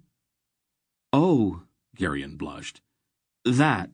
No, nothing like that happened." He remembered the lush over-ripeness of the queen with a certain regret. "Good. That was the one thing I was afraid of. You cannot afford to get involved in any of that sort of thing just yet. It has some peculiar effects on one in your rather special circumstances." "I'm not sure that I understand." "You have certain abilities," she told him, "and if you start experimenting with that other thing before they are fully matured, the results can sometimes be a bit unpredictable. It is better not to confuse things at this point." "Maybe it would be better if something had happened, then?" Garion blurted. "Maybe it would have fixed it so I couldn't hurt people any more." "I doubt it. Your power's too great to be neutralized so easily. Do you remember what we talked about that day when we left Tulnedra? About instruction?" "I don't need any instruction," he protested, his tone growing sullen. "Yes, you do, and you need it now. Your power is enormous, more power than I've ever seen before, and some of it so complex that I cannot even begin to understand it. You must begin your instruction before something disastrous happens. You are totally out of control, Garion. If you are really serious about not wanting to hurt people, you should be more than willing to start learning how to keep any accidents from happening." "I don't want to be a sorcerer. All I want to do is to get rid of it. Can't you help me do that?" She shook her head. "No, and I wouldn't, even if I could. You cannot renounce it, my Garion. It is part of you." "Then I'm going to be a monster?" Garion demanded bitterly. "I'm going to go around burning people alive or turning them into toads or snakes, and maybe after a while I'll get so used to it that it won't even bother me anymore. I'll live forever like you and Grandfather, but I won't be human anymore. Aunt Paul, I think I'd rather be dead." "Can't you reason with him?" Her voice inside his head spoke directly to that other awareness. "Not at the moment, Belgariad," the dry voice replied. "He's too busy wallowing in self-pity. He must learn to control the power he has." "I'll keep him out of mischief," the voice promised. "I don't think there's much else we can do until Belgariad gets back. He's going through a moral crisis, and we cannot really tamper with him until he works out his own solutions to it." "I don't like to see him suffering this way." "You are too tender-hearted, Belgariad. He's a sturdy boy, and a bit of suffering won't damage him." "Will the two of you stop treating me as if I'm not even here?" Garion demanded angrily. "Mistress Paul," Dernick said, coming across the deck to them, "I think you had better come quickly. Barak's going to kill himself." "He's what?" It's something about a curse," Dernick explained. "He says he's going to fall on his own sword." "That idiot! Where is he?" "He's back by the stern. Got his sword out, and he won't let anybody near him." "Come with me." She started toward the stern with Garion and Dernick behind her. "We have all experienced better madness, my lord," Mander Allen was saying, trying to reason with the big Jerrick. "It is not a thing of which to be proud, but neither is it a cause for such bleak despair." Barak did not answer, but stood at the very stern of the ship, his eyes blank with horror, and his huge sword weaving in a slow, menacing arc, holding everyone at bay. Aunt Paul walked through the crowd of sailors and directly up to him. "Don't try to stop me, Belgariad." She reached out quite calmly and touched the point of his sword with one finger. "It is a little dull," she said thoughtfully. "Why don't we have Dernick sharpen it? That way it will slip more smoothly between your ribs when you fall on it." Barak looked a bit startled. "Have you made all of the necessary arrangements?" What arrangements? For the disposal of your body. Really, Barak, I thought you had better manners. A decent man does not burden his friends with that kind of chore. She thought a moment. Burning is customary, I suppose. But the wood here in Nias is very soggy. You'd probably smoulder for a week or more. I imagine we'll have to settle for just dumping you in the river. The leeches and crayfish should have you stripped to the bone in a day or so. Barak's expression grew hurt. Did you want us to take your sword and shield back to your son? I don't have a son, he answered sullenly. He was obviously not prepared for her brutal practicality. Oh, didn't I tell you? How forgetful of me. What are you talking about? Oh, never mind. It's not important now. Were you just going to fall on your sword, or would you prefer to run up against the mast with the hilt? Either way works rather well. She turned to the sailors. Would you clear a path so the Earl of Trelheim can get a good run at the mast? The sailors stared at her. What did you mean about a son? Barak asked, lowering his sword. It would only unsettle your mind, Barak. You'd probably make a mess of killing yourself if I told you about it. We'd really rather not have you lying around groaning for weeks on end. That sort of thing is so depressing, you know. I want to know what you are talking about. Oh, very well, she said with a great sigh. Your wife Meryl is with child. The result of certain courtesies you exchanged when we visited Val Aulorn, I imagine. She looks like a rising moon at the moment, and your lusty brat is making her life miserable with his kicking. Son? Barak said, his eyes suddenly very wide. Really, Barak, you must learn to pay attention. You'll never make anything of yourself if you keep blundering around with your ears closed like this. A son? He repeated, his sword sliding out of his fingers. Oh, now you've dropped it, she chided him. Pick it up immediately. Let's get on with this. It is very inconsiderate to take all day to kill yourself like this. I'm not going to kill myself, he told her indignantly. You're not?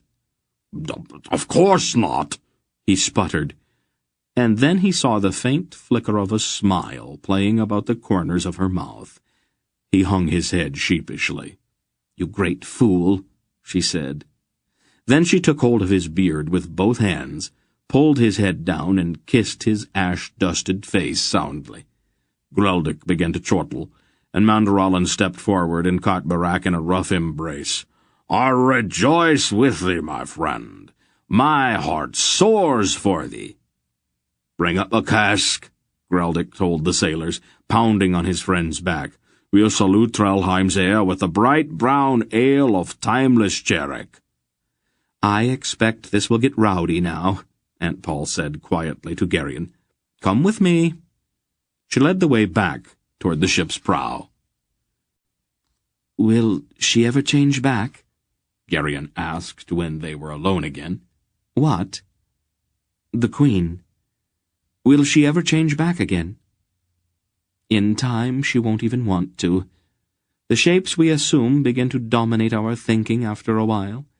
As the years go by, she'll become more and more a snake and less a woman. Garion shuddered. It would have been kinder to have killed her. I promised Lord Issa that I would not. Was that really the god? His spirit, she replied, looking out into the hazy ashfall. Salmisra infused the statue with a spirit. For a time, at least, the statue was the god. Oh, it's all very complicated. She seemed a bit preoccupied. Where is he? She seemed suddenly irritated. Who? Father. He should have been here days ago. They stood together, looking out at the muddy river.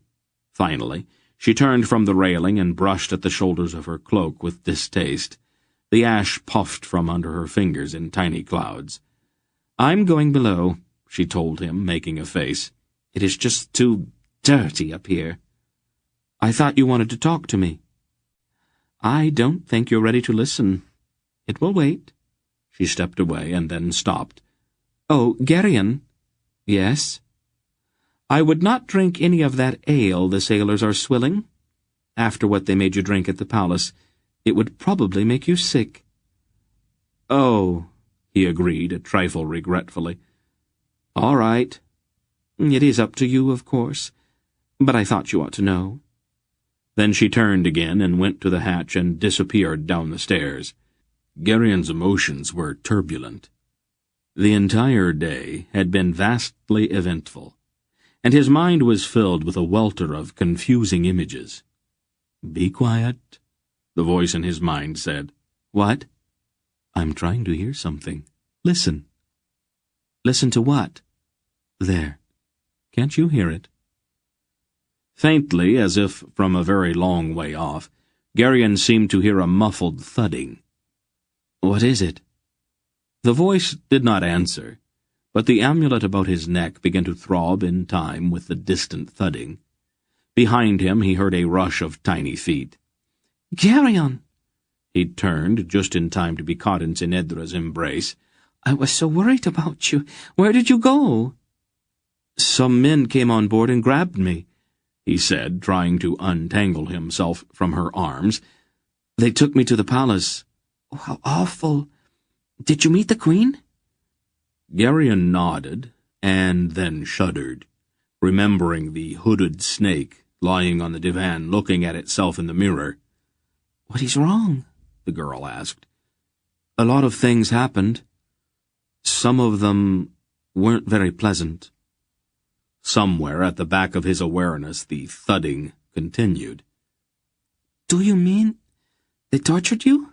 Tinedra asked, her eyes growing very wide. "No, nothing like that." "Well, what happened? Tell me." He knew that she would not leave him alone until he did, so he described what had happened as best as he could. The throbbing sound seemed to grow louder while he talked, and his right palm began to tingle. He rubbed at it absently. "How absolutely dreadful," Tinedra said, after he had finished. "Weren't you terrified?" "Not really," he told her, still scratching at his palm. "Most of the time the things they made me drink made my head so foggy I couldn't feel anything." "Did you really kill Ma'as? Just like that?" She snapped her tiny fingers. "Well, it wasn't exactly just like that," he tried to explain. "There was a little more to it." "I knew you were a sorcerer. I told you that you were that day at the pool, you remember?" "I don't want to be. I didn't ask to be." "I did not ask to be a princess either." "But that's not the same thing. Being a king or a princess is what one is. Being a sorcerer has to do with what one does." "I really don't see that much difference," she objected stubbornly. "I can make things happen. Awful things, usually." "So?" she said maddeningly. "I can make awful things happen, too. Or at least I could back in Tolhanath. One word from me could have sent a servant to the whipping post, or to the headsman's block. I didn't do it, of course, but I could have. Power is power, Garion. The results are the same. You don't have to hurt people if you don't want to." "It just happens sometimes. It's not that I want to do it." The throbbing had become a nagging thing, almost like a dull headache. "Well, then you have to learn to control it. And now you sound like Aunt Paul." "She is trying to help you. She keeps trying to get you to do what you're going to have to do eventually anyway. How many more people are you going to have to burn up before you finally accept what she says?" "You didn't have to say that." Garion was stung deeply by her words. "Yes," she told him. "I think I did. You are lucky I'm not your aunt. I wouldn't put up with your foolishness the way Lady Belgariad does." "But you don't understand," Garion muttered sullenly. "I understand much better than you think, Garion. You know what your problem is? You don't want to grow up. You want to keep on being a boy forever. You can't, though. Nobody can. No matter how much power you have. Whether you are an emperor or a sorcerer, you cannot stop the years from going by. I realized that a long time ago, but then I'm probably much smarter than you are." Then, without any word of explanation, she raised up on her toes and kissed him lightly full on the lips. Garion blushed and lowered his head in embarrassment. "Tell me," Tinedra said, toying with the sleeve of his tunic. "Was Queen Salmishra as beautiful as they say?" "She was the most beautiful woman I've ever seen in my life," Garion answered without thinking. The princess caught her breath sharply. "I hate you," she cried from between clenched teeth. Then she turned and ran sobbing in search of Aunt Paul. Garion stared after her in perplexity. He turned then to stare moodily out at the river and the drifting ash. The tingling in his palm was becoming intolerable, and he scratched at it, digging it with his fingernails. "You'll just make it sore," the voice in his mind said. "It itches. I can't stand it." "Stop being a baby." "But what's causing it?" "Do you mean to say you really don't know?" "You've got further to go than I thought. Put your right hand on the amulet." "Why?" "Just do it, Garion." Garion reached inside his tunic and put his burning palm on his medallion. As a key fitting into the lock for which it was made, the contact between his hand and the throbbing amulet seemed somehow enormously right. The tingling became that now familiar surge, and the throbbing began to echo hollowly in his ears. "Not too much," the voice warned him. "You're not trying to dry up the river, you know." "What's happening? What is all of this?" "Belgariad's trying to find us." "Grandfather? Where?" "Be patient." The throbbing seemed to grow louder, until Garion's entire body quivered with each thudding beat. He stared out over the rail, trying to see through the haze. The settling ash, so light that it coated the muddy surface of the river, made everything more than 20 paces away indistinct. It was impossible to see the city, and the wails and cries from the hidden streets seemed somehow muffled. Only the slow wash of the current against the hull seemed clear. Then, a long way out on the river, something moved. It was not very large, and seemed to be little more than a dark shadow, ghosting silently with the current. The throbbing grew even louder. The shadow drew closer, and Garion could just begin to make out the shape of a small boat. An oar caught the surface of the water with a small splash. The man at the oars turned to look over his shoulder. It was Silk. His face was covered with gray ash, and tiny rivulets of sweat streaked his cheeks. Mr. Wolf sat in the stern of the little boat, muffled in his cloak, and with his hood turned up. "Welcome back, Belgariad," the dry voice said.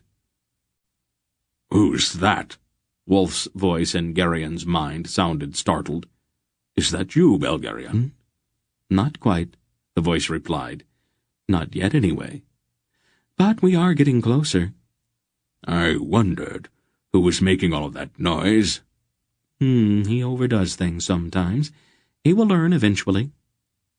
A shout came from one of the sailors clustered around Barak at the stern, and they all turned to watch the small boat drifting toward them. Aunt Paul came up from below and stepped to the rail. "You're late," she called. "Something came up," the old man answered across the narrowing gap. He pushed back his hood and shook the floury ash out of his cloak. Then Garion saw that the old man's left arm was bound up in a dirty sling across the front of his body. "What happened to your arm?" Aunt Paul asked. "I'd rather not talk about it." There was an ugly scratch running down one of Wolf's cheeks into his short white beard, and his eyes seemed to glitter with some huge irritation. The grin on Silk's ash-coated face was malicious, as he dipped his oars once, deftly pulling the little boat in beside Graldic's ship with a slight thump. "I don't imagine you can be persuaded to keep your mouth shut," Wolf said irritably to the small man. "Would I say anything, mighty sorcerer?" Silk asked mockingly, his ferret eyes wide with feigned innocence. Just help me aboard," Wolf told him, his voice testy. His entire bearing was that of a man who had been mortally insulted. "Yes, whatever you say, ancient Belgariad," Silk said, obviously trying to keep from laughing. He steadied Wolf as the old man awkwardly climbed over the ship's rail. "Let's get out of here," Mr. Wolf curtly told Captain Graldick, who had just joined them. Which way, Ancient One? Greldick asked carefully, clearly not wanting to aggravate the old man further. Wolf stared hard at him. Upstream or down? Greldick explained mollifyingly. Upstream, of course, Wolf snapped. How was I supposed to know? Greldick appealed to Aunt Paul. Then he turned and crossly began barking orders to his sailors. Aunt Paul's expression was a peculiar mixture of relief and curiosity. "I'm sure your story's going to be absolutely fascinating, Father," she said, as the sailors began raising the heavy anchors. "I simply can't wait to hear it." I can do without the sarcasm, Paul. I've had a very bad day. Try not to make it any worse. That last was finally too much for Silk. The little man, in the act of climbing across the rail, suddenly collapsed in a helpless glee. He tumbled forward to the deck, howling with laughter. Mr. Wolf glared at his laughing companion with a profoundly affronted expression as Greldick's sailors ran out their oars and began turning the ship in the sluggish current. "What happened to your arm, Father?" Aunt Paul's gaze was penetrating, and her tone said quite clearly that she did not intend to be put off any longer. I broke it, Wolf told her flatly. "How did you manage that?" It was just a stupid accident, Paul. Those things happen sometimes. "Let me see it." In a minute. He scowled at Silk, who was still laughing. Will you stop that? Go tell the sailors where we are going. "And where are we going, Father?" Aunt Paul asked him. "Did you find Zidar's trail?" He crossed into Trolmurgos. Tukchik was waiting for him. "And the orb?" Tukchik's got it now. "Are we going to be able to cut him off before he gets to Rakstol with it?" I doubt it. Anyway, we have to go to the Vale first. "The Vale, Father? But you're not making any sense." Our master has summoned us, Paul. He wants us at the Vale, so that's where we are going. "What about the orb?" Tukchik's got it. And I know where to find Tukchik. He's not going anyplace. For right now, we're going to the Vale. "All right, Father," she concurred placatingly. "Don't excite yourself." She looked at him closely. "Have you been fighting, Father?" she asked dangerously. No, I haven't been fighting. He sounded disgusted. "Well, what happened then?" A tree fell on me. "What?" You heard me. Silk exploded into fresh howls of mirth at the old man's grudging confession. From the stern of the ship, where Greldick and Barak stood at the tiller, the slow beat of the drum began, and the sailors dug in with their oars. The ship slid through the oily water, moving upstream against the current, with Silk's laughter trailing behind in the ash-laden air. Here ends Book 2 of the Belgariad. Book 3, Magician's Gambit, carries the quest on to the orb through stranger lands and darker magic, while Garion begins to learn the incredible power of the dry voice within his mind. This novel is a work of fiction. The names, characters, places, and incidents are either the product of the author's imagination or have been used fictitiously. From Books in Motion in Spokane, Washington, this is Cameron Byerly. Thanks for listening.